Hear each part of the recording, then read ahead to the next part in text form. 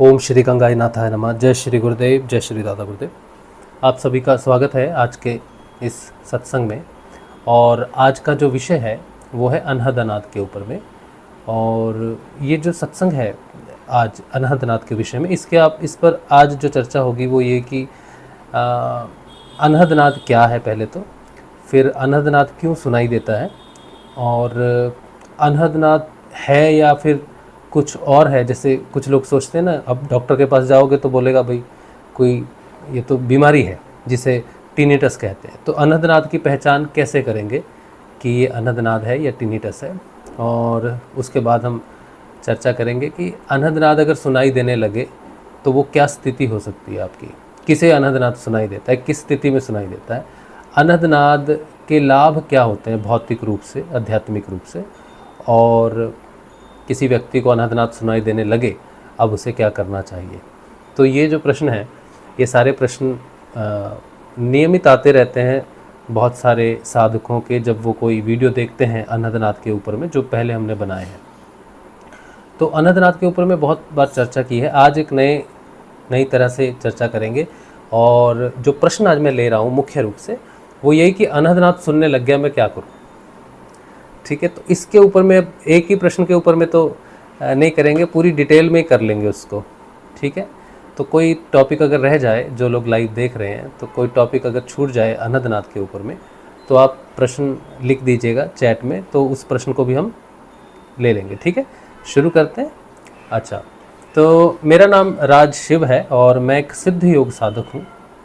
और जो कुछ भी चर्चा आज मैं करूँगा वो मेरा निजी अनुभव है। मैंने अनहद अनाद को अनुभव किया है, और जितने भी विषय आज अनहद अनाद के ऊपर में हम चर्चा करेंगे वो सारे के सारे विषय जो हैं मेरे अनुभव में है, और मेरे खुद की तरफ से मैं आपको पूरी जानकारी उसकी दूंगा। तो ये कोई ऐसा नहीं कि कोई पुस्तक से पढ़ के बताएंगे या किसी दूसरे का अनुभव बताएंगे या इंटरनेट से खोज के आपको बताएंगे, ऐसा नहीं है।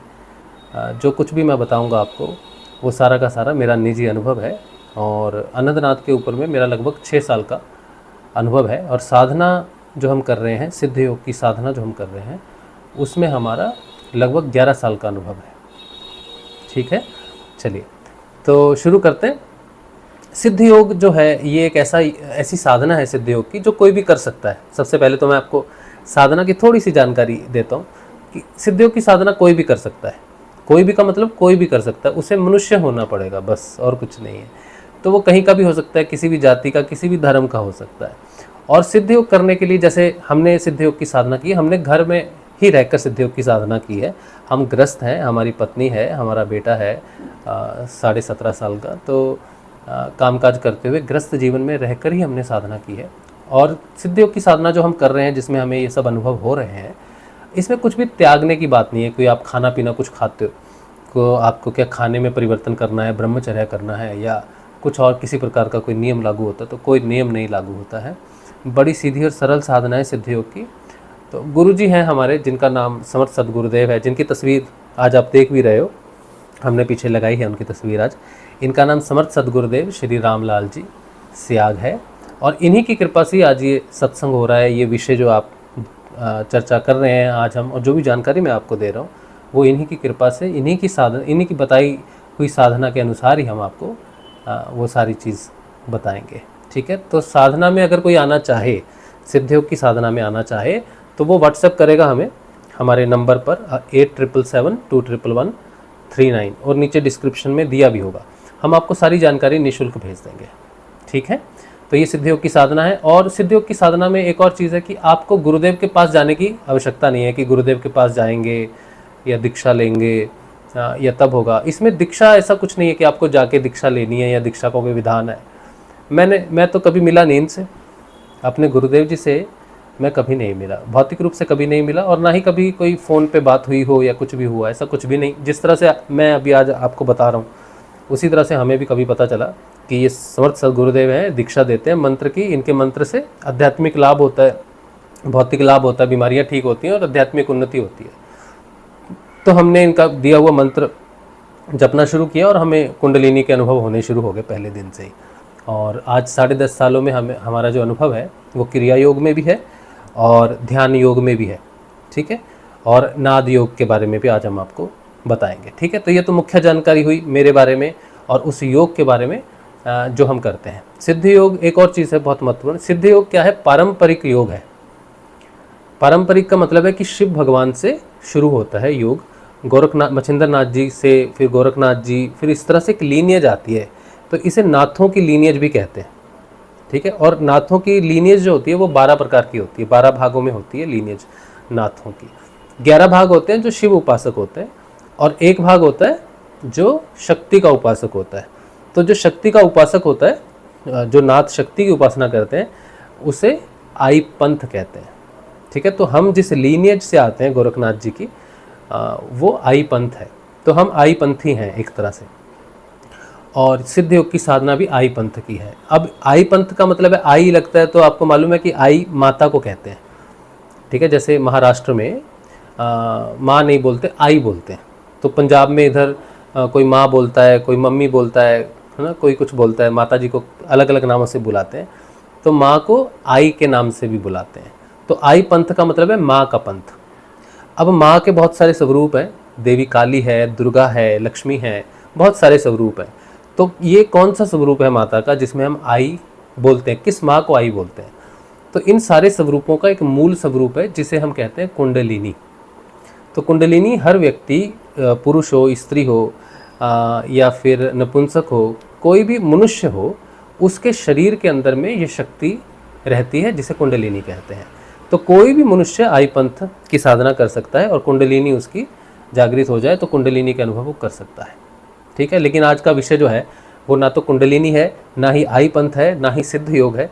ये सारी बहुत बेसिक चीज़ें हैं ताकि आप ये समझ पाएँ कि मैं जो आपको बोल रहा हूँ ये मेरे अनुभव हैं और किस प्रकार से मुझे अनुभव हुए, किस लीनियज में मुझे अनुभव हुए, और मेरी बातों में कितनी ऑथेंटिसिटी है कि क्यों आपको मेरी बात माननी चाहिए। इसीलिए थोड़ा सा बैकग्राउंड मैंने आपको दिया समझने के लिए। अब शुरू करते हैं अनहदनाद का जो विषय है। अनहदनाद जो है ये प्रकट होता है जब कोई व्यक्ति अंतर्मुखी हो जाता है। अंतर्मुखी दो प्रकार से व्यक्ति हो सकता है। अंतर्मुखी का मतलब है कि हम अंतः जगत में चले गए। अंतः जगत में क्या है? अंदर क्या है? हमारे मन है। अंदर क्या है? मन है, अहंकार है, चित्त है। ठीक है, तो ये मुख्य रूप से अंतःकरण है। अब ये जो मन है, ये मन प्रकृति में है, माया में है। ये जो अहंकार है ये माया में है, अविद्या में है। ये जो चित्त है, चित्त भी माया से निर्मित होता है।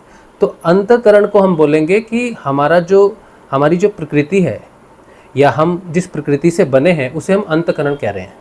ठीक है, अब ये जो अंतःकरण है, हम अगर अंदर जाएंगे तो हमें मन का अनुभव होगा, मन के माध्यम से प्रकृति का अनुभव होगा, और मन के माध्यम से ही हमें चित्त का भी अनुभव हुआ। और चित्त क्या होता है?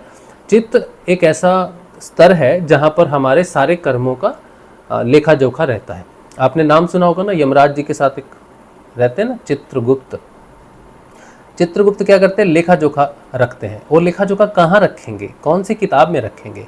जो हमेशा मनुष्य के जन्म से जन्म तक जाती रहेगी, लेकिन वो किताब में उसका लिखा रहेगा कि इसने ये काम यहाँ वहाँ किया था, ताकि उसका प्रारब्ध तैयार हो सके, उसका कर्म तैयार हो सके। ठीक है, तो चित्त क्या है? चित्त त्रिगुणात्मक प्रकृति से बना हुआ एक स्तर है, और त्रिगुणात्मक प्रकृति से जो स्तर बनता है, चित्त बनता है, उसके 3 भाग होते हैं, तमोगुण, रजोगुण, सतोगुण। ये तीनों गुणों से ही आगे सारी सृष्टि का निर्माण होता है।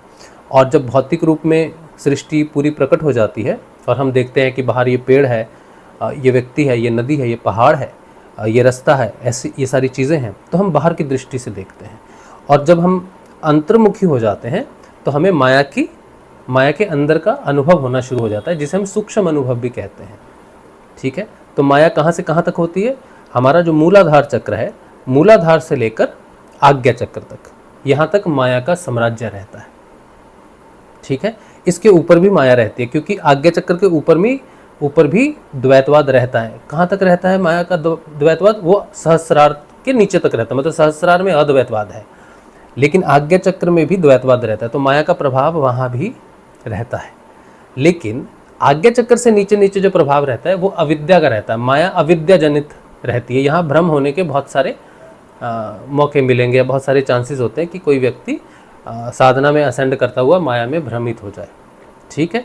लेकिन कोई व्यक्ति अगर आज्ञा चक्र पर स्थिर हो जाए या आज्ञा चक्र से ऊपर उठना शुरू हो जाए, तब भी वो द्वैतवाद में ही रहता है, माया के क्षेत्र में ही रहता है, लेकिन तब उसके पास विद्या होती है, तब उसे मालूम होता है कि द्वैतवाद होता क्या है, माया क्या चीज़ है, भ्रम क्या चीज़ है, ये सारी चीज़ें उसे मालूम रहती हैं।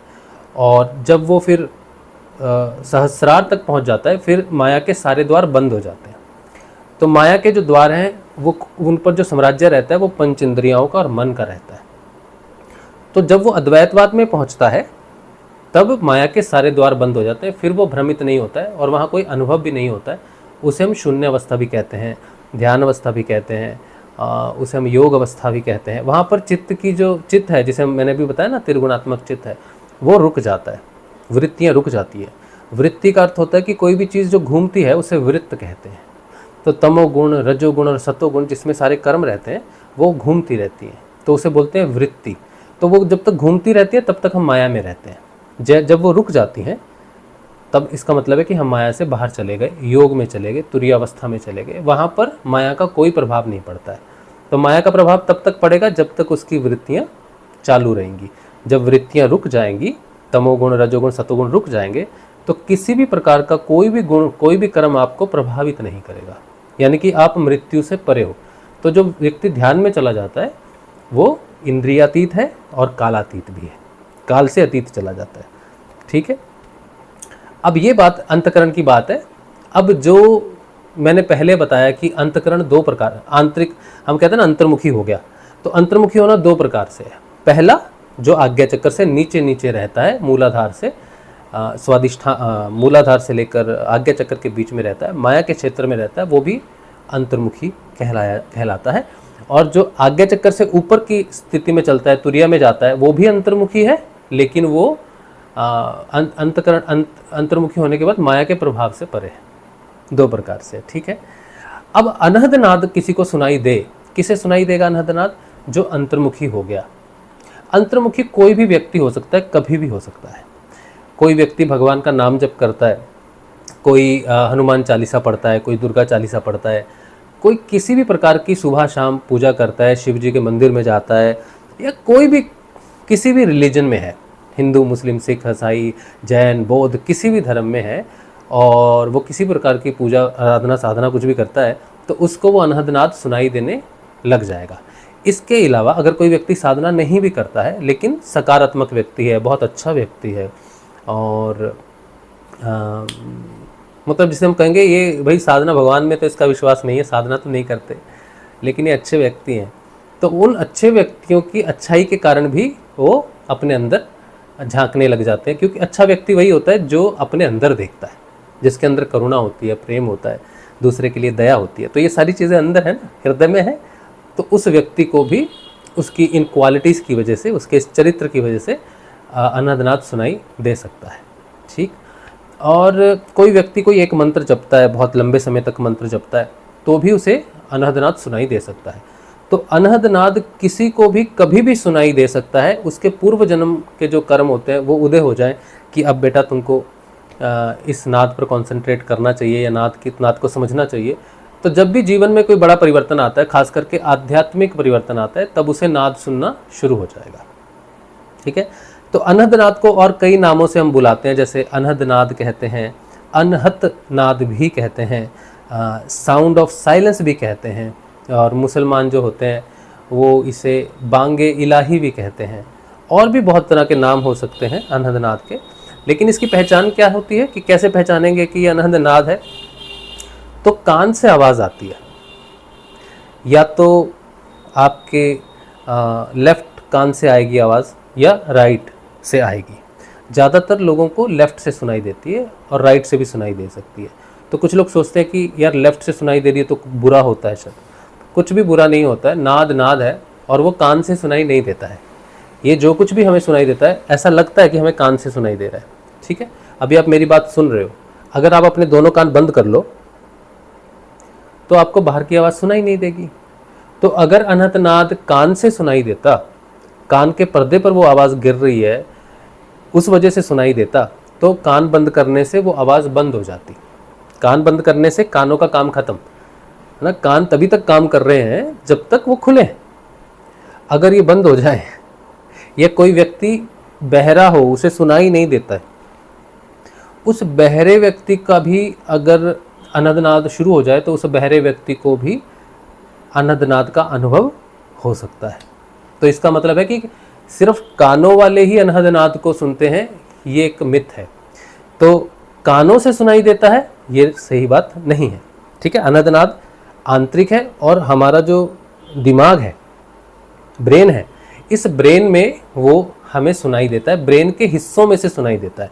लेकिन ब्रेन के हिस्से में अगर डॉक्टर जैसे अगर किसी का भेजा निकाले बाहर, खोपड़ी से भेजा बाहर निकाले और देखे कि अनहदनाद इसके खोपड़ी के इस हिस्से से आ रहा था या उस हिस्से से आ रहा था, तो नहीं पता चलेगा कि अनहदनाद खोपड़ी के किस हिस्से से आता है या अनहदनाद ब्रेन के कौन से हिस्से से प्रकट हो रहा है। तो डॉक्टर कभी भी अनहदनाद तक नहीं पहुंच सकते, क्योंकि कोई फिजिकल ऑर्गन नहीं है जिसकी जानकारी से पता चले कि अनहदनाद यहाँ से प्रकट होता है। तो अनहदनाद कहाँ से आता है? अनहदनाद तो वैसे पूरे शरीर में होता है, हर चक्र में होता है, ठीक है। लेकिन ये जो प्रकट होता है, आरंभ होता है, तो कहाँ से होता है? हमारे जो 6 चक्र हैं, आज्ञा चक्र है, विशुद्धि चक्र है, हृदय चक्र है, मणिपुर चक्र है, स्वादिष्ठान और मूलाधार। नीचे के जो 3 चक्र हैं, मूलाधार, स्वादिष्ठान और मणिपुर, ये नीचे तीनों अंधकार में रहते हैं, पूर्ण रूप से भौतिक रहते हैं।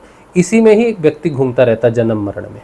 ऊपर के जो 3 चक्र हैं, हृदय चक्र है, विशुद्धि चक्र है और आज्ञा चक्र है, ये तीनों आध्यात्मिक, माया के आध्यात्मिक चक्र कहलाते हैं। कोई व्यक्ति आध्यात्मिक हो तो वो ऊपर उठना शुरू करता है, तो ऊपर हृदय से शुरू, हृदय में आता है, फिर इधर ऐसे असेंड करता है। तो माया के अंदर में जो 6 चक्र हैं, उनमें से नीचे के 3 पूर्ण रूप से भौतिक और अंधकार से भरे हुए हैं, ठीक है। और ऊपर के 3 जो होते हैं वो प्रकाशित होते हैं, लेकिन माया के प्रभाव में होते हैं। अब ये जो नीचे के 3 चक्र है, इसमें समझो ये मणिपुर चक्र है, और इसमें से 3 ये समझो हृदय चक्र है।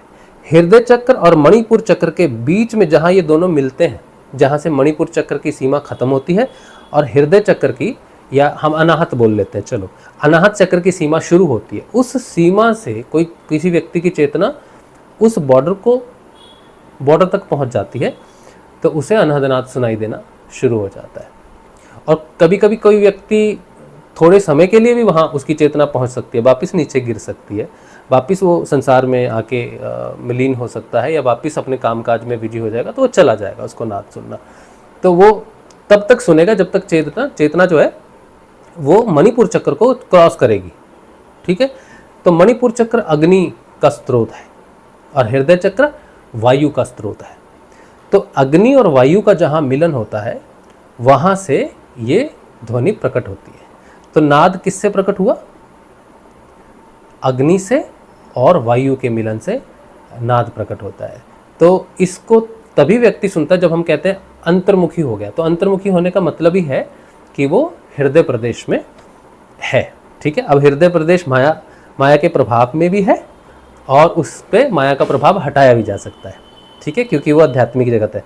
नॉर्मली तो विद्या अविद्या का प्रभाव रहता है, लेकिन अगर कोई व्यक्ति उसे हटाना चाहे अविद्या को, तो वो हृदय का वो स्वरूप साक्षात्कार कर सकता है जो माया के विद्या के प्रभाव में है, ठीक है। तो नाद की उत्पत्ति आपको समझ में आ गई कि नाद की उत्पत्ति कहाँ से होती है? यहाँ से। अब सुनाई कहाँ देता है? अब ये जो चक्र हैं आपके, ये इस भौतिक शरीर में नहीं है। इसका मतलब है कि ये जो कान है, ये जो मस्तिष्क है, जैसे कहते हैं मस्तिष्क में आ रहा है, कभी इधर जा रहा है, कभी इधर जा रहा है नाद, कभी इधर जा रहा है ना, मस्तिष्क में है। तो मस्तिष्क तो भौतिक हिस्सा है, ब्रेन हमारा क्या है? भौतिक अवस्था है। तो नाद भौतिक शरीर में कहीं भी नहीं है। जो चक्र होते हैं वो हमारे सूक्ष्म शरीर में होते हैं, जिसे हम भाव शरीर भी कह सकते हैं, सटल शरीर भी कह सकते हैं। और इस सटल शरीर में ही सारी नाड़ियां हैं। कौन सी नाड़ियां हैं? जिनमें कर्म प्रवाह रहता है। एक नाड़ियां होती हैं ये खून की, जहाँ से आप ब्लड टेस्ट करवाते हो, तो वो ब्लड टेस्ट नाड़ी से खून लेके जाता है, वो वाली नाड़ी नहीं है, रक्त नाड़ी नहीं है। कौन सी नाड़ी है? प्राण नाड़ी बोले वो, इसको प्राणमय कोश भी बोलते हैं। तो प्राणमय कोश का मतलब है कि मेरे शरीर में जो लिखा रहता है, उपनिषदों में लिखा है कि 72,000 नाड़ियां हैं, इस तरह से लिखा रहता है। कहीं पर 72,000 करोड़ भी लिखा है, कहीं 72 करोड़ भी लिखा है, इस तरह से। तो उसमें हम अभी नहीं जाएंगे, ठीक है, कितनी संख्या इसमें नहीं जाएंगे। तो जो 72,000 नाड़ियाँ बोली जाती हैं वो प्राणमय शरीर में है, उन्हीं नाड़ियों से सारे चक्रों को बनाया जाता है। मूलाधार चक्र क्या है, नाड़ियों का एक ऐसा समावेश है कि वो किस तरह से दिखेगा, 4 पंखुड़ियाँ वाला दिखेगा, और उसमें जो प्रकाश होगा वो कर्म के हिसाब, वो उस चक्र के हिसाब से, जैसे बोला जाता है कि काला भी हो सकता है, या लाल से भी दर्शाते हैं, काले से भी दर्शाते हैं। हम ये मानते हैं कि मूलाधार चक्र पूर्ण रूप से काले रंग में है और आज्ञा चक्र पूर्ण रूप से सफ़ेद रंग में है। तो काले से सफ़ेद तक की यात्रा है, ठीक है। और सहस्रार जो है वो पूर्ण रूप से ट्रांसपेरेंट है, उसमें कोई कलर नहीं है। तो लोग ये भी दिखाते हैं कि भाई मूलाधार लाल रंग का है, फिर ऊपर थोड़ा उठे तो संतरी हो गया, फिर थोड़ा और ऊपर उठे तो वो येलो हो गया, फिर ग्रीन हो गया, इस तरह से उठता है, फिर नीला हो गया, फिर सफ़ेद हो गया, इस तरह से बैंगनी हो गया, इस तरह से कलर दिखाते हैं, विबग्योर जिसे बोलते हैं। लेकिन मैं ये मानता हूँ कि ये जो यात्रा है ये अंधकार से प्रकाश की तरफ की यात्रा है। तो मूलाधार चक्र पूर्ण रूप से दिखाता है कि शरीर के प्रति कोई व्यक्ति कितना आसक्त है, स्थूल रूप से कितना आसक्त है। तो पूर्ण अंधकार है, जो सिर्फ देखी हुई चीज़ों को या स्थूल चीज़ों पर ही विश्वास करता है, वो पूर्ण अंधकार में है, इसीलिए मैंने बोला। तो ये जो चक्र हैं सारे के सारे ये नाड़ियों से बनते हैं। तो नीचे की जो कर्म प्रारब्ध की नाड़ियाँ हैं पूर्ण रूप से अंधकार में होते हैं, उनमें बहुत बहुत अंधकार और तामसिकता और कर्म प्रारब्ध की बहुत जटता होती है, ठीक है। तो व्यक्ति वहीं घूमता रहता है, उससे बाहर आता नहीं है, और वहाँ पर उसे नाद सुनाई नहीं देगा। क्यों नहीं सुनाई देता नीचे के चक्रों में नाद? हालांकि जो व्यक्ति एक बार चेतन हो जाता है, जिसे अनहदनाद प्रकट हो जाता है, फिर उसकी चेतना कहीं भी जाती है तो उसे अनहदनाद सुनता रहता है, ठीक है। चाहे वो नीचे भौतिक जीवन में किसी तरह से भी है, भौतिक कार्य कर रहा है, या जो भी कार्य नीचे मूलधारा चक्र से हैं, स्वादिष्ठान से हैं, या फिर मणिपुर से हैं, फिर भी उसे अनहदनाद सुनाई देता रहता है। उसका कारण अलग है। लेकिन किसी व्यक्ति की चेतना अभी अनहदनाद तक नहीं पहुंची है, उसने उसे अभी अटेन नहीं किया है, तो उसे नहीं सुनाई देगा। कभी कभी आपने सोचा ना, कभी कोई बहुत ज़ोर से धमाका होता है, बहुत ज़ोर से धमाका होता है और लोगों को अचानक से एक साउंड सुनाई देता है। वो साउंड होता है ना, चीं करके एक साउंड सुनाई देता है थोड़ी देर के लिए, और फिर वो बंद हो जाता है। तो लोग कहते हैं ना, मेरे कान बज रहे हैं, क्या हो रहा है? तो वही वो साउंड है जो प्रकट होता है और सुनाई देता है। उस समय हमारा जो वाइब्रेशन है या फिर हमारा जो बाहरी संपर्क है कानों का, वो पूरा बंद हो जाता है, ठीक है। तो वो कानों से तो सुनाई नहीं देता है हमें कभी भी, बस बाहर सब कुछ बंद हो जाता है, तो वो नाद सुनाई देता है। तो इससे सिद्ध भी होता है कि नाद हर व्यक्ति के अंदर होता है, लेकिन वो उस व्यक्ति को कॉन्टिन्यूसली नहीं सुनाई देगा, ठीक है। तो वो उसका अनुभव बहुत लोगों ने किया होता है कि यार मेरे कान बज रहे हैं, या फिर कुछ है, ठीक है। तो वो अनहदनाद का ही स्वरूप है, ठीक है। इससे सिद्ध ये भी होता है कि अनहदनाद सब जगह फैला हुआ है, शरीर में हर चक्र में फैला हुआ है, लेकिन उसकी उत्पत्ति वहीं से हो रही है जहाँ से मैंने आपको बताया है। तो कोई व्यक्ति जब अपने अंदर जाता है, ये शरीर के अंदर नहीं जाता है, यानी कि अपने प्राण में शरीर के अंदर प्रवेश करने की कोशिश करता है, अपने कर्म प्रारब्धों के माध्यम से ऊपर उठना शुरू करता है, तब जाके उसको अनहदनाद की सुनना देना शुरू होता है। ये जो प्राण में शरीर है या फिर भाव में शरीर है या ऊर्जा में शरीर है, जहाँ पर ये सारे चक्र हैं, सब कुछ है, इसमें घुसने के 2 तरीके हैं। पहला, हठ योग से। हठ योग से कैसे घुसा जाता है? वो जो हठ योगी होते हैं वो ईड़ा और पिंगला को पकड़ते हैं। ईड़ा और पिंगला 2 नाड़ियाँ हैं, श्वास नाड़ियाँ हैं, ठीक है, प्राण नाड़ियाँ हैं, लेकिन स्थूल हैं। ये लेफ्ट को बोलते हैं ईड़ा और राइट को बोलते हैं पिंगला। लेकिन इसमें जो सांस आ रही है, ये फूक है ना, फूक वाली मैंने, ये हवा है, ये स्थूल भाग है, इसे भी क्या बोलेंगे? प्राण। वायु को क्या बोलते हैं? प्राण बोलते हैं। लेकिन जिसका स्थूल स्वरूप होता है उसका सूक्ष्म स्वरूप भी होता है। तो हम स्थूल स्वरूप से सूक्ष्म को कंट्रोल करने की कोशिश करते हैं, यानी कि स्थूल से सूक्ष्म को प्रभावित करना। जैसे किसी ने आपको बहुत, आपकी बड़ी तारीफ़ की। तारीफ़ कैसे की? शब्द से की। आप बहुत अच्छे हो, आप बहुत दयालु हो, आप लोगों की बड़ी मदद करते हो। तो उसने क्या किया? अपने शब्दों से आपके भाव को प्रभावित कर दिया, तो आप प्रसन्न हुए। प्रसन्नता कहाँ है? भाव में है। तो भाव कहाँ से उत्पन्न होता है? भाव में शरीर से उत्पन्न होता है। तो इससे ये सिद्ध होता है कि बाहर स्थूल अवस्थाओं से या स्थूल प्रकृति से हम सूक्ष्म प्रकृति को प्रभावित कर सकते हैं। स्थूल शरीर से प्राणमय कोश को प्रभावित कर सकते हैं, अपने चक्रों को प्रभावित कर सकते हैं, उन्हें अलाइन कर सकते हैं। इसीलिए जितनी भी टेक्निक्स हैं जो योगा लोग करते हैं ना, बाहर जाके अनुलोम विलोम करते हैं, प्राण को ठीक करने की कोशिश करते हैं, वो स्थूल के माध्यम से प्राण को ठीक करने की कोशिश करते हैं, प्राणमय कोश को ठीक करने की कोशिश करते हैं। इसे हठ योग कहते हैं। हठ योग से भी चक्रों पर काम किया जाता है, जैसे किसी मंत्र से किया जाता है या फिर किसी बाहरी साउंड से किया जाता है कि एक साउंड बजाया जाता है। चाइनीज़ होते हैं ना, वो साउंड बजाते हैं, वो कप होते हैं छोटे छोटे, तो बेल बजाते हैं, तो आप सुनते हो तो आपको एक वाइब्रेशन होती है। तो इस तरह से वो उस साउंड से उसे बोलते हैं नाद, और जो अंदर सुनाई देता है उसे बोलते हैं अनहद नाद। तो नाद होता है जिसे बजाया जाता है बाहर से, शब्द भी बाहर से बोला जाता है, तो वो भी नाद का स्वरूप आता है। और घंटी बजाओ या कोई भी किसी भी तरह का इंस्ट्रूमेंट बजाओ तो वो नाद है, लेकिन प्रभावित करता है हमारे अंदर के सूक्ष्म प्राण को। लेकिन अनहद नाद का मतलब है कि दो चीज़ों के टकराने से कुछ भी नहीं होता, बल्कि योग से हो रहा है। ये जो योग है, ऐसा नहीं है कि अग्नि टकरा रही है, वायु से टकरा रही है, ये तत्व स्वरूप में एक ही है। अग्नि और वायु दो तत्व नहीं है। जैसे तो पंच तत्व बोलते हैं ना कि पंच तत्वों से शरीर बना है, लेकिन पंच तत्व एक ही तत्व का स्वरूप होते हैं। तो दो चीज़ें नहीं है कि दो चीज़ें टकरा रही हैं अंदर इसलिए है। और कुछ लोग बोलते हैं कि हमारी जो प्राणवायु है वो हमारे ब्रेन में जब टकराती है, डॉक्टर जो एक्सप्लेनेशन देते हैं कि प्राणवायु के कारण सिर में जब प्राणवायु ब्रेन में टकराती है तो ब्रेन में एक ध्वनि उत्पन्न होती है। उस ध्वनि को हम बोलते हैं कि वो साउंड है जो तुम्हें दिमाग से आ रहा है। किसी तरह से गैस, अब गैस ही बोलेंगे उसको, गलत जगह चली गई कोई हवा आपकी, तो गैस ही बोलते हैं उसको। तो हवा किसी प्रकार से ब्रेन में कंपन कर रही है, जिससे आपको अनहदनाद या फिर जिसे टिनिटस कह देते हैं कि ये टिनिटस है, क्योंकि ब्रेन में वायु कंपन कर रही है। लेकिन वैसा नहीं है, ब्रेन में कंपन होती होगी, टिनिटस बीमारी होती होगी, वो डॉक्टर सही होंगे, लेकिन अनहदनाद वायु नहीं है।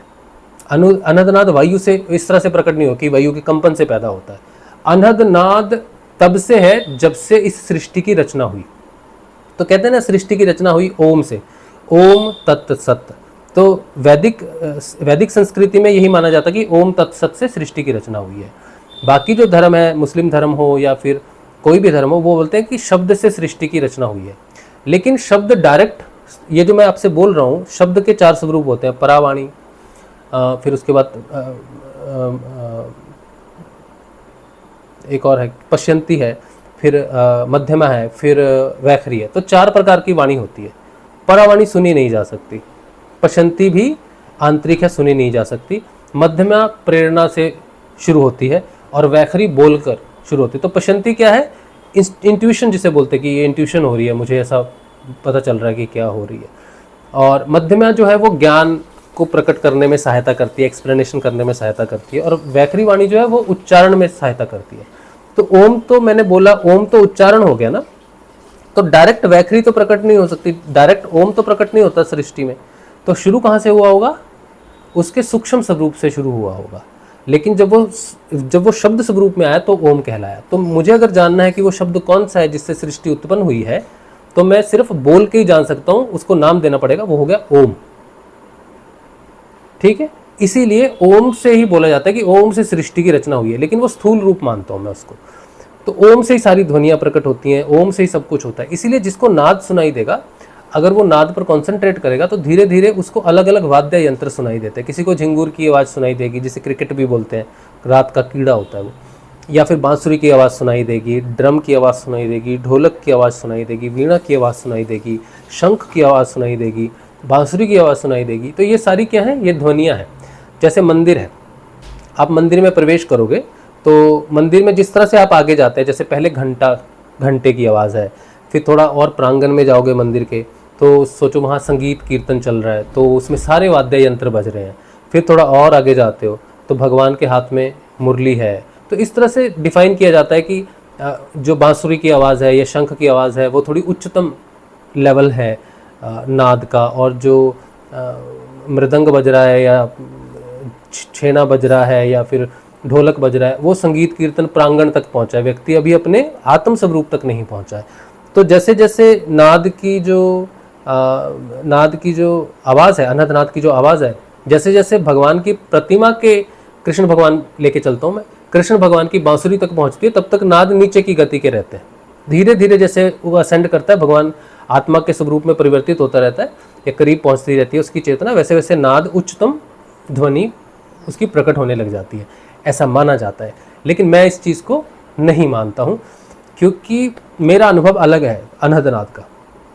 अब होता क्या है कि ये जो क्या बात कर रहे थे हम लोग अभी तक, कि अनहद नाद को प्रकट होने का हो गया, अनहद नाद की आवाज़ें अलग अलग होगी और अनहद नाद सुनाई देने लग गया आपको, और वो कोई बीमारी नहीं है। अब ये देखना है हमको कि जो हमें ध्वनि सुनाई दे रही है, आपको कोई भी ध्वनि सुनाई दे सकती है, ठीक है। अब इसमें नहीं पढ़ना कि मुझे उच्चतम ध्वनि सुनाई, कुछ लोग बोलते हैं मुझे वीणा सुनाई देती है, कुछ लोग बोलते हैं मुझे शंख सुनाई देता है, तो आप बड़ी ऊंची साधना के या बड़े ऊंचे साधक हो गए, इसमें कभी नहीं पढ़ना, ठीक है।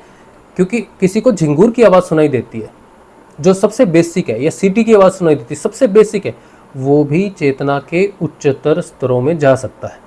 क्यों जा सकता है? एक होती है नाद, अनहद नाद की साधना, ठीक। अनहद नाद की साधना करते हैं, अनहद नाद के कई स्वरूपों को प्रकृति में अनुभव किया जाता है, जिससे कोई बीमारी ठीक करता होगा या अनहद नाद की साधना करता होगा या उसके कॉन्शियस को थोड़ा सा डेवलप करने की कोशिश करता होगा, अपनी बुद्धि को डेवलप करने की कोशिश कर रहा है, तो नाद साधना में जो भी बताया गया होगा वो होता होगा। लेकिन एक समझदार व्यक्ति जो अध्यात्म में आगे बढ़ना चाहता है वो नाद की साधना नहीं करेगा। अनहद नाद, नाद योग बोला जाता है, एक नाद योग है, अनहद नाद को सुनो, ये सब चीज़ें हैं। लेकिन आपको ये जानना है कि अनहद नाद अगर किसी को सुनाई दे रहा है तो उसका पर्पस क्या है, ठीक है। तो मैंने जो पहले मैं देख लेता हूँ मैंने टॉपिक कौन कौन से कवर किए हैं, क्योंकि अनहद नाद का टॉपिक ना बहुत बिखरा हुआ है, अब कहीं से भी कहीं निकल जाते हैं हम। तो अनहद नाद की उत्पत्ति हमने आपको बता दी, सूक्ष्म शरीर आपको बता दिए, चक्रों से जो होता है, और अंदर के दो जगत हैं, प्राण जगत है, दो तरह के हैं, एक स्थूल है और एक सूक्ष्म है। ईड़ा पिंगला से आप स्थूल जगत से सूक्ष्म जगत को प्रभावित करने की कोशिश करते हैं, शरीर को ठीक करने की कोशिश करते हैं, बीमारियों को ठीक करने की कोशिश करते हैं। लेकिन दूसरा जगत जो है वो सुषुम्ना नाड़ी का है। सुषुम्ना नाड़ी शुरू होती है प्राणमय जगत से, ईड़ा पिंगला शुरू होती है स्थूल शरीर से। ये मुख्य अंतर है ईड़ा पिंगला और सुषुम्ना में। कोई बाहर से हठ योग करता है तो वो कहाँ से शुरू करेगा? स्थूल ईड़ा और पिंगला से शुरू करेगा। लेकिन कोई व्यक्ति अगर ध्यान में प्रवेश करता है या साधना में प्रवेश करता है तो वो स्थूल से शुरू नहीं होता, वो कहाँ से शुरू होता है? सुषुम्ना नाड़ी से शुरू होता है। तो एक साधना आध्यात्मिक यात्रा जिसे बोलते हैं, कि किसी व्यक्ति की आध्यात्मिक यात्रा शुरू होगी, अब वो कभी बंद नहीं होगी, अब वो पूरी होगी ही होगी, चाहे इस जन्म में हो चाहे अगले जन्म में हो। लेकिन कोई हठ योगी है, ईड़ा पिंगला से साधना करता है, तो ज़रूरी नहीं है कि उसकी साधना इस जन्म में पूरी होगी या आगे के 10 जन्मों में भी पूरी होगी। तो ईड़ा पिंगला की साधना करने वालों के कई जीवन आगे हो सकते हैं। लेकिन सुषुम्ना में प्रवेश कर गया कोई व्यक्ति तो उसका या तो ये अंतिम जीवन है या फिर अगला जीवन अंतिम है। तो ईड़ा और पिंगला से सर्वश्रेष्ठ और आध्यात्मिक नाड़ी मानी जाएगी सुषुम्ना नाड़ी। जो सुषुम्ना नाड़ी में प्रवेश करता है उससे भी अनहद नाद सुनाई देता है, और जो सुषुम्ना नाड़ी में प्रवेश करके अनहद नाद को सुनता है उसके लिए अनहद नाद के अलग अलग वैरायटी, अलग अलग साउंड का कोई प्रयोजन नहीं है। किसके लिए प्रयोजन है अलग अलग साउंड का? जो ईड़ा और पिंगला तक है, जो स्थूल जगत में है, जो हठ योग में है, उसके लिए नाद योग का प्रयोजन है। अब वो नाद योग किस लिए कर रहा है? अपने शरीर को ठीक करने के लिए कर रहा है, कोई सिद्धि प्राप्त करने के लिए कर रहा है, कोई शक्ति प्राप्त करने के लिए कर रहा है, लंबा जीवन जीने के लिए कर रहा है, वो उसका प्रयोजन है। तो वो अलग अलग नाद के स्तरों पर पहुंचेगा। तो वो आपको कहेंगे भी, आपको ये नाद सुनाई देता है, बड़ी अच्छी बात है, ये नाद सुनाई देता तो ऐसे है, ये करो वो करो, तो वो नाद की साधना है, लेकिन इसमें अध्यात्म नहीं है। समझ रहे हो आप? अध्यात्म नहीं है। अध्यात्म कहाँ से शुरू होता है? स्पिरिचुअलिटी कहाँ से शुरू होती है? सुषुम्ना नाड़ी से शुरू होती है, सूक्ष्म शरीर से शुरू होती है, भाव शरीर से शुरू होती है। जो व्यक्ति सुषुम्ना में प्रवेश करता है केवल वही आध्यात्मिक कहलाने योग्य है। दूसरा कोई भी व्यक्ति किसी भी योग में है, कोई भी मंत्र जपता है, कोई भी साधना कर रहा है, वो आध्यात्मिक योग में नहीं है। कोई व्यक्ति सुबह उठता है 4 बजे, 8 बजे तक माला जपता है, फिर शाम को जपता है, कोई मंदिर का पुजारी है, कोई कुछ भी कर रहा है, लेकिन अगर उसने सुषुम्ना नाड़ी में प्रवेश नहीं किया है तो वो उस पर ये स्टैंप नहीं लगाई जा सकती कि वो आध्यात्मिक व्यक्ति है। वो आध्यात्मिक जिज्ञासु है। वो अध्यात्म में बढ़ना चाहता है, भगवान से प्रेम करता है। भगवान से प्रेम करने वाला व्यक्ति भी आध्यात्मिक व्यक्ति नहीं है। भगवान से प्रेम करने वाला व्यक्ति अच्छा व्यक्ति है, सत्वगुणी व्यक्ति है, संसार से प्रेम करने वाला है ना। तो हिंसावादी नहीं है, अहिंसा में विश्वास करता है, अच्छा व्यक्ति है, सत्वगुणी है, संसार के लिए बहुत अच्छा व्यक्ति है। कहते हैं ना, पूज्य व्यक्ति है, नमस्कार करो, ये सब करो। मंदिर में चाहे वो पुजारी हो, चाहे उसको चारों वेद याद हैं, उसको सारे शास्त्र याद हैं, सारा ज्ञान है, सब कुछ है, लेकिन वो सारे शास्त्रों का ज्ञान होने के बाद भी, गीता का पूर्ण ज्ञान होने के बाद भी, गीता 10 बार पढ़ी है या 50 बार पढ़ी है या वेद कितनी भी बार पढ़े, वो आध्यात्मिक व्यक्ति नहीं है। किसी व्यक्ति ने चलो गीता भी पढ़ ली, कुरान भी पढ़ लिया, बाइबल भी पढ़ ली, बाकी सारी पुस्तकें भी पढ़ ली, फिर भी वो आध्यात्मिक व्यक्ति नहीं है। किसी व्यक्ति का पूरा इंटरेस्ट है अध्यात्म में ही, वो सब कुछ जानना चाहता है, भगवान शिव के बारे में, पुराण के बारे में, टीका लगा रखा है, जनेऊ पहन रखा है, बोधी रख रखी है, बोधी मतलब ये छुट्टियाँ होती है ना, ये तो ये रखी है, सब कुछ रखा हुआ है, दिखने में पूरा लगेगा ये तो आध्यात्मिक व्यक्ति है। लेकिन हाँ, किसी ने सैफरन पहना हुआ है, किसी ने दाढ़ी, किसी ने जटाएं, कोई हिमालय पर बैठा है, कोई नंगा बैठा है, नागा साधु है, कुछ भी है। आते ना, वो महाकुंभ लगता है तो बहुत सारे साधु आते हैं, तो बहुत सारे साधु ऑनलाइन भी हिट हो जाते हैं ना, देखते हो। तो वो कोई भी आध्यात्मिक व्यक्ति नहीं है। आध्यात्मिक व्यक्ति केवल वही है जिसने सुषुम्ना नाड़ी में प्रवेश किया है, जो सुषुम्ना नाड़ी की यात्रा कर रहा है, वही है आध्यात्मिक व्यक्ति। क्योंकि अध्यात्म शुरू ही सुषुम्ना नाड़ी से होता है, शरीर से शुरू ही नहीं होता अध्यात्म। शरीर तो तैयारी के लिए है, हठ योग तो तैयारी के लिए है, नाद योग तो तैयारी के लिए है। सारे स्वांग, जनेऊ, टीका, टोपी या जो कुछ भी है, पहाड़ों पर है, ये किया है, नंगा है, इस योग में है, उसी योग में, ये सारी तैयारियां हैं। सुषुम्ना में प्रवेश करने के लिए ये सारे पंथ हैं या सारे समाज हैं, तैयारियां हैं, लेकिन आध्यात्मिक व्यक्ति की मोहर उसके माथे पर नहीं लगी। समझा? ठीक है। तो अनहदनाद किसी भी व्यक्ति को सुनाई दे सकता है और वो आध्यात्मिक नहीं भी हो सकता, लेकिन अंतर्मुखी हो सकता है, सकारात्मक हो सकता है, भगवान की दिशा में हो सकता है। अब अनहदनाद उसे भी सुनाई दे सकता है जो अंतर्मुखी है लेकिन सुषुम्ना नाड़ी में प्रवेश किया है, उसको भी अनहदनाद सुनाई देगा। ठीक है, ये बहुत बड़ा डिफरेंस है अनहदनाद का। अब जो तो व्यक्ति सुषुम्ना नाड़ी में प्रवेश कर गया, उसके लिए अनहदनाद के अलग अलग स्वरों का कोई महत्व नहीं है। क्यों नहीं महत्व है? क्योंकि अनहदनाद क्या है, आपको एक जगह से दूसरी जगह जाना है तो आप बस से जाते हो। ठीक है, सोचो आपको भारत से अमेरिका जाना है, तो किससे जाओगे आप? पहले घर से निकलोगे कार पे, फिर हवाई अड्डे पे जाओगे, वहां पे बस हवाई जहाज पकड़ोगे, चले जाओगे अमेरिका। तो जहाज क्या है? एक माध्यम है एक जगह से दूसरे जगह जाने का। अनहदनाद कहां से शुरू होता है? मणिपुर और अनाहत के बीच का जो क्षेत्र है, जहां से शुरू होती है आध्यात्मिक क्षेत्र, माया का शुरू होता है, वहां से अनहदनाद प्रकट होना शुरू होता है। तो यहां से आगे की यात्रा कोई मनुष्य करेगा तो उसको किसकी आवश्यकता पड़ेगी? एक साधन की आवश्यकता पड़ेगी। तो वो साधन है अनहदनाद। ठीक है, हठ योग में अनहदनाद साधन है। इसी तरह से किसी भी योग में, जैसे अब हम ध्यान योग में हैं, तो ध्यान योग में हम जब ध्यान करेंगे, तो जैसे हम ध्यान करेंगे तो गुरु जी का मंत्र जपेंगे, तो मंत्र का जपते ही हमारा जो ध्यान केंद्रित हो जाएगा वो उस नाद पे केंद्रित हो जाएगा। क्योंकि मंत्र जप से आगे है उसका सूक्ष्म स्वरूप, जिसे नाद बोलते हैं। तो जैसे ही हम नाद को सुनेंगे, वो नाद सीधा प्रवेश करेगा सुषुम्ना नाड़ी में। सुषुम्ना में कोई शब्द नहीं जा सकता, कोई राम है, कृष्ण है, जीसस है, अल्लाह है, कोई भी शब्द है, चाहे गुरु मंत्र भी दिया हुआ है आपको किसी गुरु ने, जैसे हमारे गुरुजी ने हमको संजीवनी मंत्र दिया है जो आत्मा को जागृत करता है, ये सब है। तो कोई कितना भी दिव्य मंत्र है, कुछ भी है, सुषुम्ना नाड़ी में प्रवेश नहीं करता है। कोई भी मंत्र सुषुम्ना नाड़ी में प्रवेश नहीं करता है। मंत्र का स्वरूप बदल जाता है, मंत्र का सूक्ष्म स्वरूप प्रकट होता है। अब मंत्र का सूक्ष्म स्वरूप क्या है? अनहदनाद।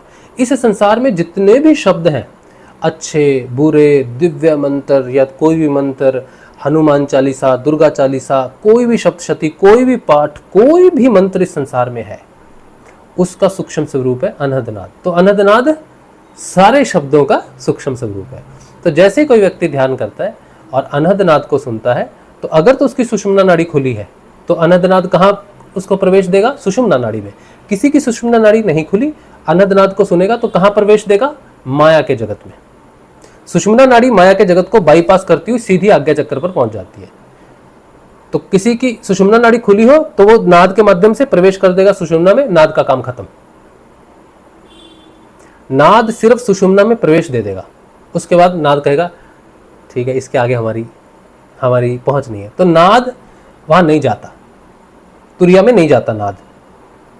लेकिन अगर कोई व्यक्ति ध्यान कर रहा है लेकिन सुषुम्ना नाड़ी उसकी नहीं खुली, ध्यान में प्रवेश नहीं करता, वो जागृत मतलब ये सुषुप्त ध्यान में है, मतलब माया के ध्यान में है, और उसको कान वान खुले रहते ध्यान करते हुए, आवाजें सुनती है, कुछ भी है, तो वो जब ध्यान करेगा, नाद को सुनेगा, तो कभी उसको आवाज बदलेगी, बांसुरी की, शंख की, वीणा की, इसकी उसकी, वो अनुभव कर सकता है। वो अनुभव कर रहा है नाद को, यानी कि वो इंद्रियातीत ध्यान में नहीं है बल्कि माया के ध्यान में। यहाँ से उसकी शक्तियाँ बढ़ती हैं, या जो भी होता है, जो भी अनहदनाद का फायदा होता होगा उसको मिलता होगा। लेकिन सुषुम्ना नाड़ी वाले को अनहदनाद का सिर्फ इतना ही फायदा मिलता है कि वो सुषुम्ना नाड़ी में चेतना को पुश कर देता है और चेतना ऊपर चली जाती है, नाद पीछे रह जाता है। तो कबीर जी की एक बात आती है, कहते हैं जाप मरे। जाप मरे का मतलब क्या है? जो हम जप करते हैं उसका स्वरूप बदल जाता है। जाप का स्वरूप हो जाता है अजपा जाप। अजपा जाप का मतलब है जो 24 आवर्स आपके अंदर चलता है प्राण जगत में, जहाँ से आध्यात्मिक यात्रा शुरू होती है। तो अजपा जाप भी कहाँ से शुरू होता है? प्राण में जगत से शुरू होता है। किसी को अजपा जाप लग गया तो वो भी आध्यात्मिक व्यक्ति है। मैंने अभी आपको बताया था ना कि इतने सारे लोग हैं, ये सब है, ये आध्यात्मिक नहीं है।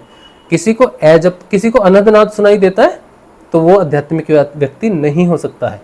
लेकिन अगर किसी को अजपा जाप है, अजपा जाप होता है जो कोई मंत्र देता है गुरु, चेतन मंत्र होता है। अजपा जाप सिर्फ चेतन मंत्र का ही लगता है, ठीक है। बाकियों की लगन लग सकती है, लेकिन अजपा अलग चीज है, लगन अलग चीज है, अजपा अलग चीज है। तो जिसको अजपा जाप लग जाता है, वो अचानक से कोई काम करता होगा, उठेगा रात को, चलो भाई बाथरूम जाना है या पानी पीना है, अचानक उठेगा, अब उसको अपनी सुध नहीं है, वो अपनी सुध नहीं है, लाइट जलाएगा, फिर ये करेगा, लेकिन अचानक से मंत्र चालू हो जाएगा, उसके बिना याद करे मंत्र चालू हो जाएगा। तो इसका मतलब है उसके अंदर अजपा जाप चल रहा है। कभी कोई मुसीबत में फंस गया, जैसे अचानक से डर गया, मृत्यु का डर लग गया, कुछ हो गया, तो अचानक से वो मंत्र चलना शुरू हो जाएगा, अजपा जाप है। कोई व्यक्ति अजपा जाप लग गया, गुरु की साधना में आया, जपने लग गया, अजपा जाप लग गया, लेकिन उसने क्या किया, उसने बीच में छोड़ दिया और दूसरा कोई राम राम जपने लग गया, गायत्री, राधा। आजकल तो लोग पता नहीं क्या प्रश्न है लोगों के, मैं ये जप लूँ, मैं वो जप लूँ। अब मुझसे पूछते हैं वो कि मैं क्या जपूँ, गुरु मंत्र जपूँ या ये जपूँ। तो मैं कौन होता हूँ बताने वाला? आपको जो गुरु ने बताया आपको तो वही जपना चाहिए ना। तो जो गुरु मंत्र होता है उसी को जपना चाहिए। लेकिन फिर भी लोग भटक जाते हैं साधना में, ऐसा आता है भटका, तो लोग कुछ और जपना शुरू कर देते हैं। लेकिन किसी को अगर अजपा जाप लग गया हो और वो भटक अजपा जाप के बाद भी भटक जाते हैं लोग, तो भटक गया और कोई और मंत्र चलने लग गया उसका, तो वो देखेगा वो मंत्र जप रहा है माला पे, ओम नमः शिवाय, ओम नमः शिवाय, ओम नमः शिवाय। जपते जपते जपते हम सोच में तो चले ही जाते हैं। कोई भी मंत्र जपते हैं तो हमारा मन तो रुकता नहीं है, तो वो मंत्र वो चला जाएगा कहीं और जैसे उसको ध्यान आएगा वो ओम नमः शिवाय नहीं चलेगा, वो चलेगा वो मंत्र जो उसको गुरु ने दिया। सोचो गुरु ने राम दिया, तो वो आएगा बीच में, वो उसको डिस्टर्ब करना शुरू कर देगा, फिर वो ऐसे करेगा, अरे कौन सा नहीं, तो वो डिस्टर्ब करेगा।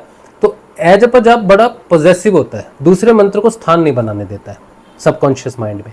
तब भी पता चलता है कि ये मंत्र बार बार क्यों मुझे याद आता है, तो उसका भी अजपा जाप है। और अजपा जाप क्या है ना, अजपा जाप यमराज की तरह है समझो। सोचो किसी की मृत्यु आई है, ठीक है, अब उसके बड़े काम बाकी हैं, उसकी बहन की शादी बाकी है, उसके बच्चों का ये बाकी है, वो बड़ी जिम्मेदारी है, ये है वो है, मृत्यु आ गई। लेकिन तो मृत्यु आ गई तो यमराज कहेगा चल भाई, तो वो कहेगा नहीं जी मेरे तो बड़े काम बाकी हैं, मेरे ये बड़ी प्रायोरिटी, मेरे को तो मरने का भी समय नहीं है। तो बोले नहीं, मरने का समय सबके पास है, तो तो यमराज नहीं सुनेगा कि तेरी बहन है, तेरा भाई है, तेरी माता पिता या तेरा काम बाकी है, तू इकलौता कमाने वाला है 20 लोगों के परिवार में, मौत आई है, चल अच्छा, उम्र भी नहीं देखता, फिर वो बच्चा है, पेट में है, जन्म हुआ है, छोटा है, एक ही औलाद है, मृत्यु कुछ भी नहीं देखती है।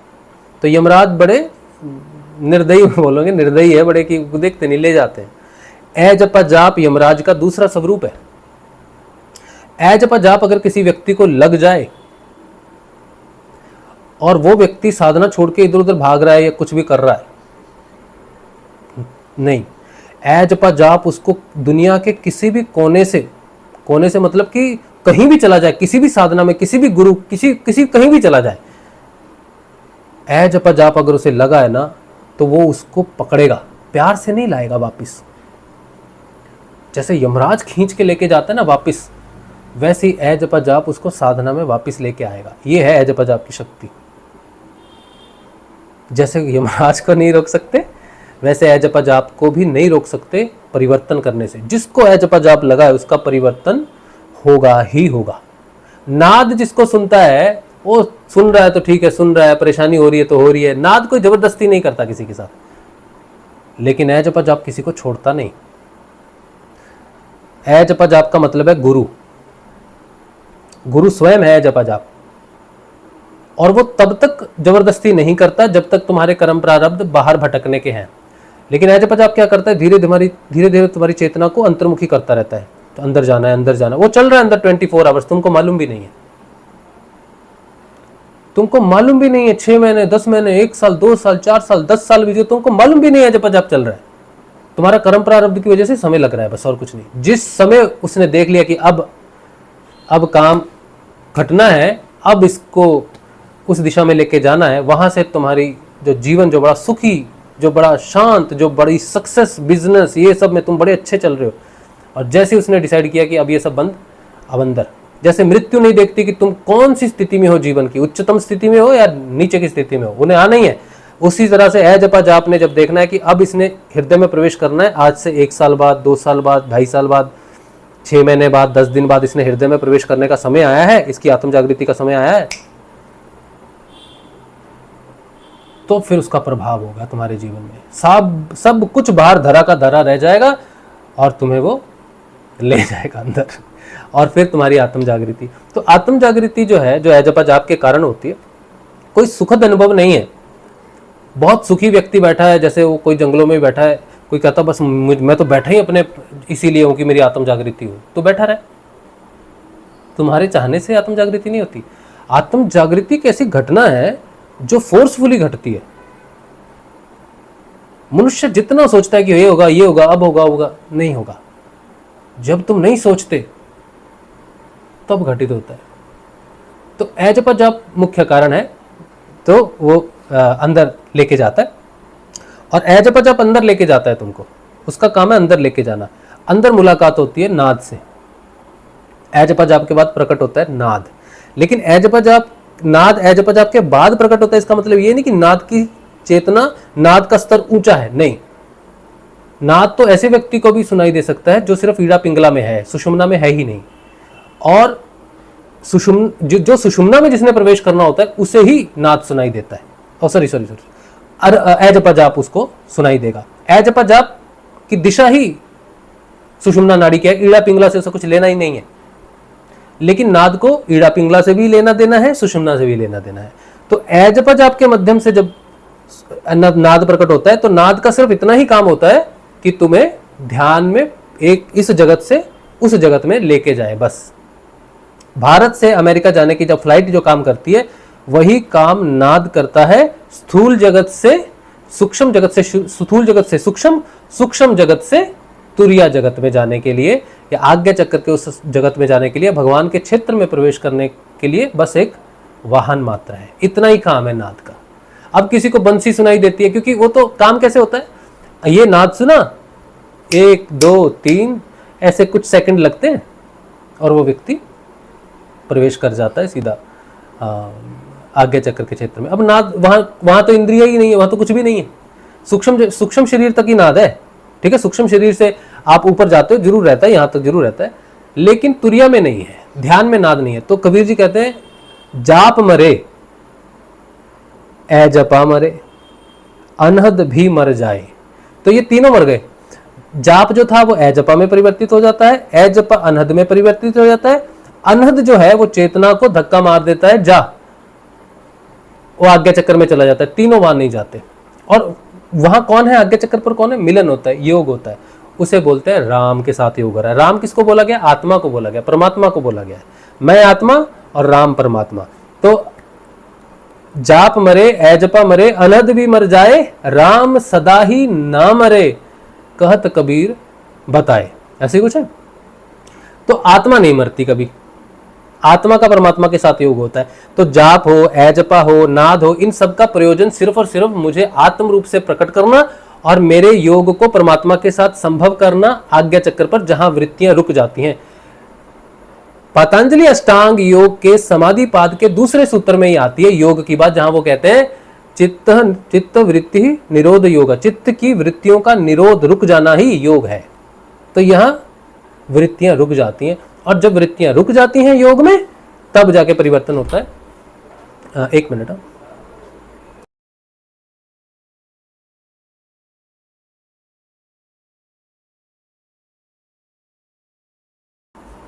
हाँ, तो क्या कह रहे थे, तो योग में ही है जो परिवर्तन होता है, तमोगुण का रजोगुण में, रजोगुण का सतोगुण में, सतोगुण से त्रिगुणातीत, यही मुक्ति का मार्ग है। ध्यान, ध्यान मुक्ति का मार्ग है, लेकिन वो ध्यान इंद्रियातीत होना चाहिए। अब उस ध्यान में जो इंद्रियातीत है वहां नाद है ही नहीं, तो तुम नीचे नाद का ये स्वर सुनाई दे रहा है, बांसुरी सुनाई दे रही है, ये सुनाई दे रहा है, इसका कोई अर्थ ही नहीं है। जिस व्यक्ति को अध्यात्म में प्रवेश करना है, सुषुम्ना नाड़ी को पकड़ना है, और तुम सुषुम्ना को नहीं पकड़ सकते, तुम सुषुम्ना में अपनी इच्छा से प्रवेश नहीं कर सकते, क्योंकि इच्छा तो हठ है, और हठ तो ईड़ा और पिंगला के लिए है, तो हठ योगी सुषुम्ना में प्रवेश कभी भी नहीं करते। पतंजलि अष्टांग योग के 8 अंग है, यम, नियम, आसन, प्राणायाम, प्रत्याहार, धारणा, ध्यान, समाधि। ये तीनों सूक्ष्म अंग है ध्यान से संबंधित, और ये 5 हठ से संबंधित है, क्रिया योग। तो इन 5 तक हठ चलता है।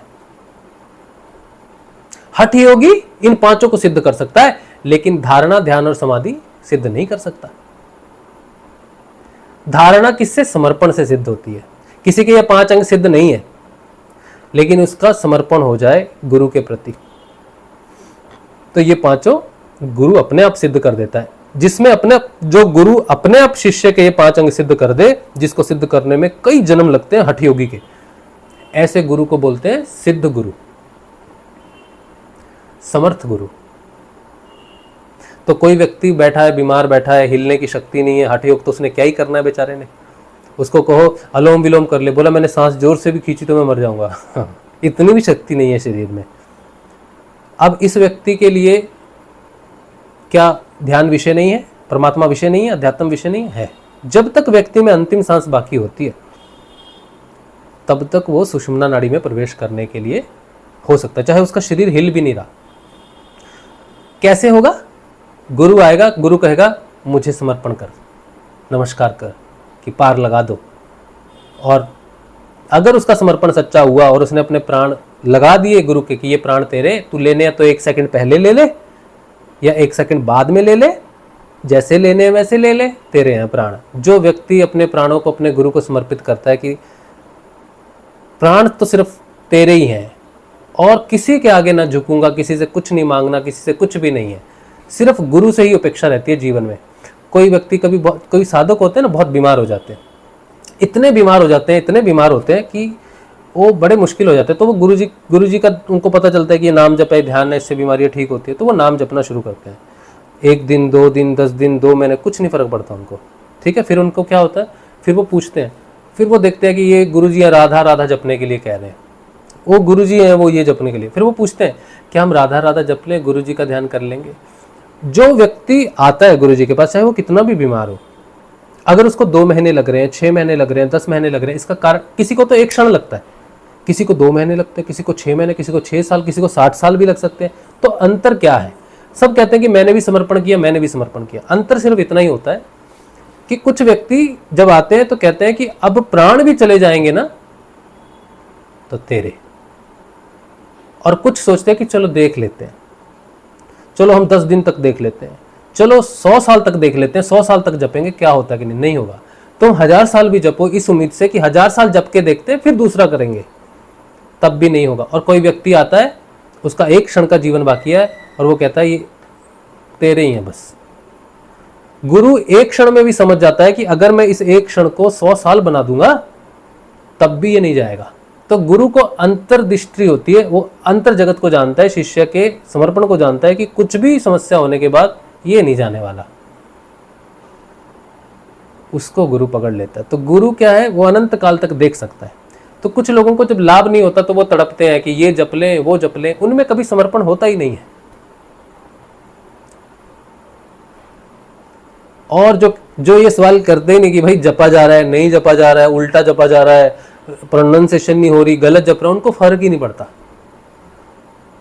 उनको फर्क ही नहीं पड़ता। ये जो वाल्मीकि जी थे, उनको बोला नारद जी ने राम जपो, तो उसने मरा जपा, उसने, उसको फर्क ही नहीं पड़ता मैं मरा जप रहा हूं राम जपा। गुरु जी ने कहा ये जपना है, और कैसे जपना है क्या हो रहा है उसको फर्क नहीं पड़ रहा। तो वो ब्रह्म ऋषि बन गया, ब्रह्म ऋषि हो गए वाल्मीकि जी। क्यों हो गए? क्योंकि गुरु की आज्ञा का पालन किया। ये नहीं देखा कि क्या त्रुटि है, त्रुटि जो हो रही है अब नहीं ठीक हो रहा तो नहीं हो रहा। लेकिन आज का मानव जो है ना, कलियुगी मानव, ये सोचता है कि बस अभी किया तो अभी मिल जाए। मिलना तो एक ही क्षण में है तुमको। किसी ने मुझसे पूछा कितना समय लगेगा, मैंने कहा एक क्षण में हो जाए काम। फिर वो 2-2 महीने बाद मैसेज नहीं हो रहा, मेरा नहीं हो रहा। बहुत लोग मैसेज करते हैं मेरा नहीं हो रहा, मेरा क्यों नहीं हो रहा। अब मुझे तो पता नहीं भाई क्यों नहीं हो रहा, लेकिन मुझे एक बात पता है कि मेरा तो ना तो बहुत नाम जपा हो मैंने इसलिए हो गया, या बहुत कुछ हुआ इसलिए हो गया। मैंने तो गुरुजी से कहा कि गुरुजी अब आपका हो गया,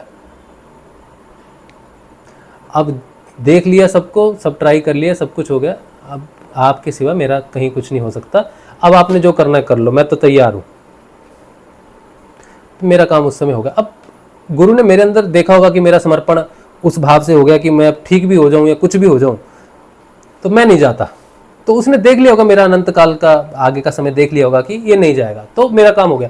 तो किसी का भी वो देख लेगा ना कि ये नहीं जाएगा, उसी दिन तुम्हारा काम हो जाएगा, उसी क्षण तुम्हारा काम हो जाएगा। लेकिन जब तक वो नहीं होता तुम्हारे अंदर से, तुम्हें भी नहीं पता चलेगा। तुम तो रोते रहते हो। एक व्यक्ति और है, वो रोते ही रहता है, मेरा कब होगा, मेरा कब होगा। तो मुझे नहीं पता तेरा कब होगा, मुझे नहीं पता किसी का कब होगा। तुम्हें पता होगा कि तुम्हारे अंदर क्या है क्या। तुम अपना स्वाध्याय करो तो तुम्हें पता चलेगा जरूर। लेकिन मैं नहीं बता सकता ना, मैं तो गुरु नहीं। मैं तो सिर्फ इतना बता सकता हूँ कि होता है। ठीक। अच्छा, तो वापिस आते हैं, टॉपिक बहुत लंबा हो जा रहा है वीडियो। तो अनंतनाद का जन्म कहाँ से हुआ, कैसे हुआ, सुषुम्ना नाड़ी में प्रवेश है। और अनंतनाद का कोई भौतिक फायदा नहीं होता है कि तुम अनंतनाद जप रहे हो तो धन आ जाएगा, ये हो जाएगा, वो हो जाएगा। नहीं, अनंतनाद सिर्फ इतना ही फायदा है कि तुमको वो सुषुम्ना में प्रवेश करवा के दूसरे जगत में भेजेगा, साम्राज्य में भेजेगा जहाँ ध्यान लगता है। तो एक जगत से दूसरे जगत में प्रवेश करवाने वाला अनंतनाद है, बस इतना ही उसका काम है। ठीक है। अच्छा, अब आ जाते हैं सुनाई कैसे देता है अनंतनाद, कैसे पता चलेगा कि अनंतनाद है। अनंतनाद और टिनिटस में जो अंतर है, आप रात को सोने से पहले अनंतनाद को सुनो।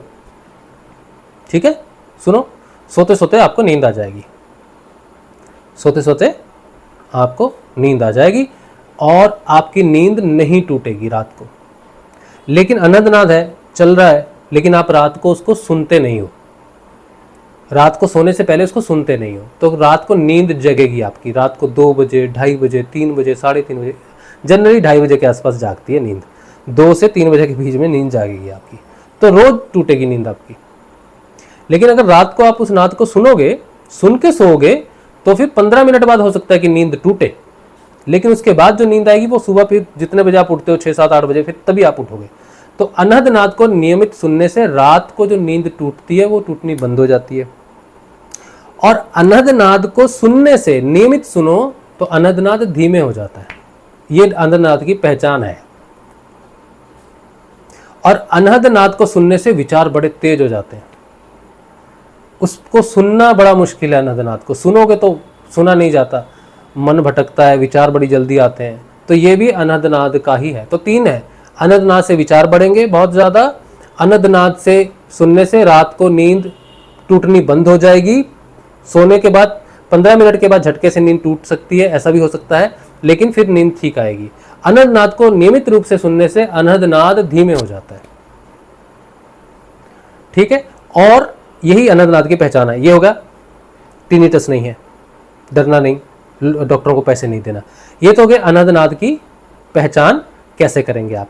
अब अनहद, सबसे मुख्य प्रश्न जो है कि अनहद नाद अगर आपको सुनने लग गया है तो अब क्या करें। अनहद नाद अगर आपको सुनने लग गया है तो अब आपको भगवान, जिसको भी आप मानते हैं, जो भी आपके देव हैं, महादेव हैं, हनुमान जी हैं, देवी हैं, जिस रिलीजन में जिसको भी भगवान मानते हो, जिसकी भी पूजा अर्चना कर रहे हो, उसको बोलो, हे भगवान, हे देव, नाद तो तूने दे दिया, लेकिन वो गुरु भी दे दो जो इस नाद के प्रयोग से मुझे इस जगत से आध्यात्मिक जगत में प्रवेश करवाए। तो जिसको नाद सुनना शुरू हो जाए उसे प्रार्थना करनी चाहिए गुरुदेव के मिलने की, समर्थ सदगुरुदेव की प्राप्ति हो, ऐसी अपने ईश्वर से प्रार्थना करनी चाहिए। और अगर आप ये वीडियो देख रहे हो या शॉर्ट बनाया होगा इसका मैंने, देख रहे हो, तो समर्थ सदगुरुदेव की जानकारी के लिए जो मुझे मिले, जिन्होंने नाद की सहायता से मुझे ध्यान में प्रवेश करवाया, वह समर्थ सदगुरुदेव श्री रामलाल जी स्याग।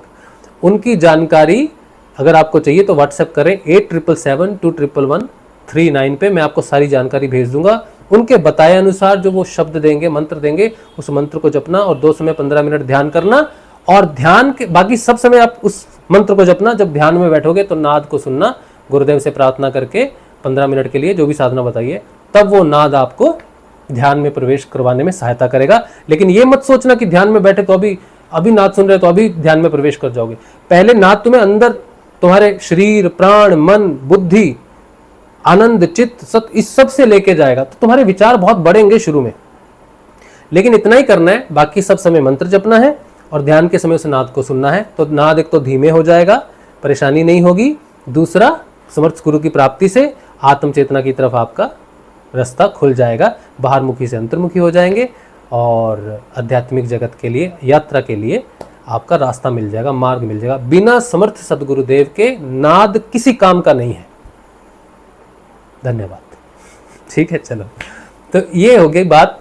अब मैंने आपको जो बता दिया है सब कुछ, वो क्या क्या है, अनहद नाद क्या है, कहां से उत्पन्न होता है, अनहद नाद सुषुम्ना और ईड़ा पिंगला में कैसे अलग अलग काम करता है, नाद सुनने के लिए गुरु की आवश्यकता है, और नाद की पहचान कैसे हो सकती है, वो टिनिटस है कि नहीं है। ठीक है, और नाद सुनने लग जाए तो क्या करना चाहिए, गुरु के लिए प्रार्थना करनी चाहिए, गुरु को ढूंढना चाहिए, ये सारी चीजें। अब मैंने अगर कुछ इसमें छोड़ दिया है, कोई नाद के विषय पर कोई चीज छोड़ दी है कि नाद इतने प्रकार के होते हैं, कौन सा उच्चतम है, वो भी मैंने बता दिया कि कोई उच्चतम नहीं है। नाद का काम है सिर्फ ध्यान में प्रवेश करवाना, और कोई इसका कार्य नहीं है। भौतिक जगत में वो बेमूल्य है, कोई धन नहीं आएगा, कोई शक्ति नहीं, कुछ नहीं।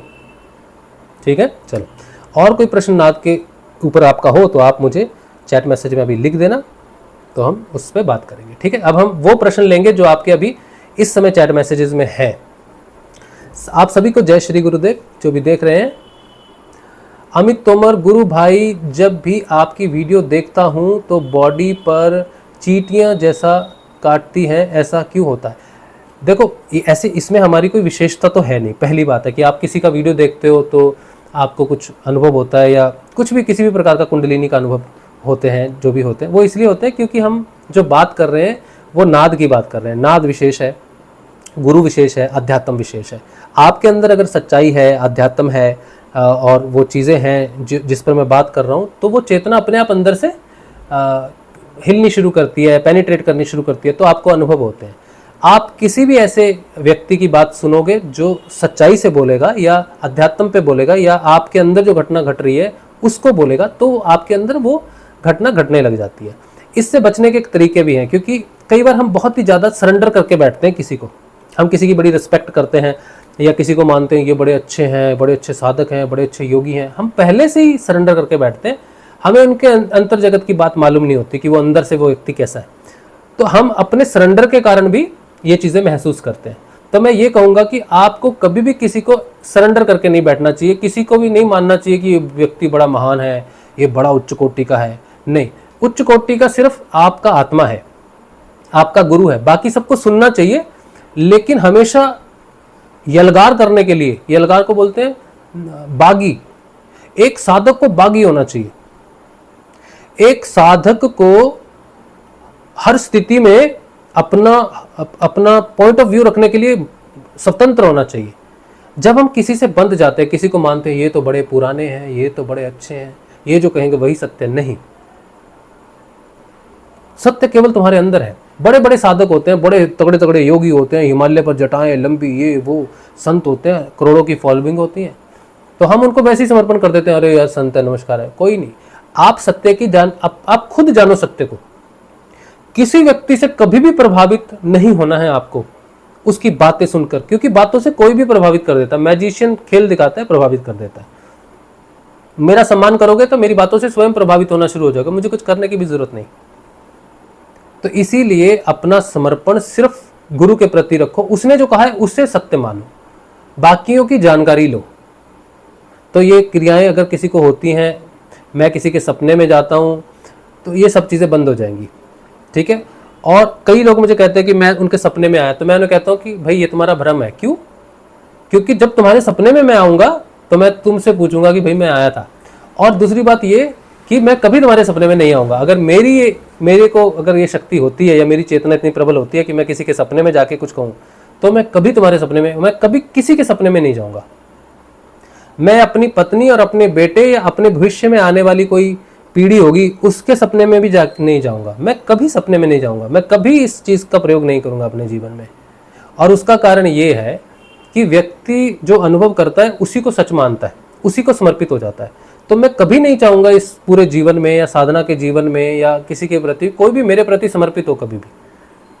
सिर्फ गुरु को अधिकार है तुम्हारे सपने में आने का, ठीक है। तो ये गुरु का अधिकार है, शिष्य का अधिकार नहीं है, गुरु भाई का अधिकार नहीं है, गुरु बहन का अधिकार नहीं है तुम्हारे सपने में आके तुम्हारा मार्गदर्शन करना। ये अधिकार केवल गुरु का है, और गुरु को ही सत्य मानना, गुरु की बात को ही सत्य मानना। उन्होंने जो कह दिया है वो सत्य है, मैं जो कह रहा हूं वो उसको जानकारी, आपको उसको खंगालना पड़ेगा, उसकी सत्यता को जानना पड़ेगा, तब भी आप मेरी रिस्पेक्ट कर सकते हो, ठीक है, इट्स ऑल राइट, धन्यवाद। लेकिन मेरे कारण आपकी बॉडी में कुछ अनुभव हो, मैं आपका कोई मार्गदर्शन करूं या मैं कर सकता हूं या मुझ पर आप निर्भर हो जाओ, तो आप कभी भी मेरी चेतना से ऊपर नहीं जा सकते। सोचो मेरी स्पीड है 10 किलोमीटर की, आपकी है 50 किलोमीटर की, लेकिन अगर आपने मुझे अपना आदर्श बना लिया तो आपकी स्पीड 50 से घटकर 10 रह जाएगी। तो आपको मेरे पीछे नहीं लगना है, मुझे फॉलो नहीं करना है, आपको फॉलो करना है सत्य को, क्योंकि सत्य की स्पीड सबसे तेज है। आपकी अगर 50 है तो सत्य की 51 होगी, आपकी स्पीड 10,000 है तो सत्य की स्पीड 10,001 होगी। सत्य हमेशा सबसे तेज है, तो हमेशा फॉलो करना चाहिए सत्य को, किसी व्यक्ति विशेष को फॉलो नहीं करना चाहिए, ठीक है। तो ये सारी घटनाएं जो आपके शरीर में घटती हैं, ये चींटी रेंगना या कुछ भी होना, ये होती जरूर है। मैं मानता हूँ इस चीज़ को कि जब हम चेतना की बात करते हैं, कोई सो जाता है सुनते सुनते, किसी को कुछ अनुभव होते हैं, ये अच्छी बात है, पॉजिटिव है, सकारात्मक है, लेकिन इसमें किसी दूसरे व्यक्ति का योगदान नहीं है बाहर से, तुम्हारे अंदर की सकारात्मकता है जो तुमको वो अनुभव करवाती है, ठीक है। चलो बात खत्म, आगे चलते हैं। राम सिंह कह रहा है, क्या गुरुदेव और दादा गुरुदेव की समाधि स्थल का कोई आध्यात्मिक महत्व है? इसे क्या होगा, मैं सपोर्ट मिलता है और पूजा? हाँ, बहुत महत्व है। गुरुदेव और दादा गुरुदेव की समाधि स्थल का आध्यात्मिक स्तर पर बहुत महत्व है। जिसे जाने को मिले उसे जाना चाहिए, और जिसे नहीं मिलता है जाने के लिए उसे इस बात से परेशान नहीं होना चाहिए कि मैं नहीं गया तो मुझे आध्यात्मिक लाभ नहीं होगा। आध्यात्मिक लाभ आप जहाँ हो वहीं हो जाएगा। ये जो स्थल होते हैं, गुरुदेव का स्थल या समाधि स्थल होते हैं, यहाँ पर जाने से हमारी ऊर्जा में थोड़े परिवर्तन जरूर होते हैं, हमें थोड़े अनुभव आगे आने वाले समय में जरूर होते हैं। और जो तुम कह रहे हो कि तुम्हें वहाँ जाके कोई अनुभव नहीं हुआ, तो ये कोई बड़ी बात नहीं है।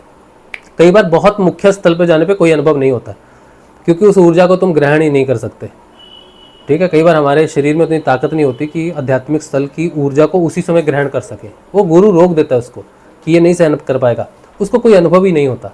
वही जो चीज़ आप वहाँ से इकट्ठा करते हो, वो बूंद बूंद करके आपके 2 महीने 6 महीने में टपकती रहेगी और वो आपका परिवर्तन करेगी। एक साथ वो बहाव आप नहीं सहन कर सकते। यही कारण है कि लोगों को आध्यात्मिक जगह पर जाने पर अनुभव कई बार नहीं होते, इसलिए चिंता ना करो। सुषुम्ना क्या होती है? यह स्थूल है या सूक्ष्म? सूक्ष्म होती है और ये प्राण जगत में होती है। अमित तोमर, जप जाप भी हमें सुनाई देता है क्या? नहीं, सुनाई नहीं देता, सिर्फ महसूस होता है, बस ये चलता रहता है, उसका हमें पता नहीं चलता। हाँ, हमें कभी भी जप सुनाई नहीं देता है।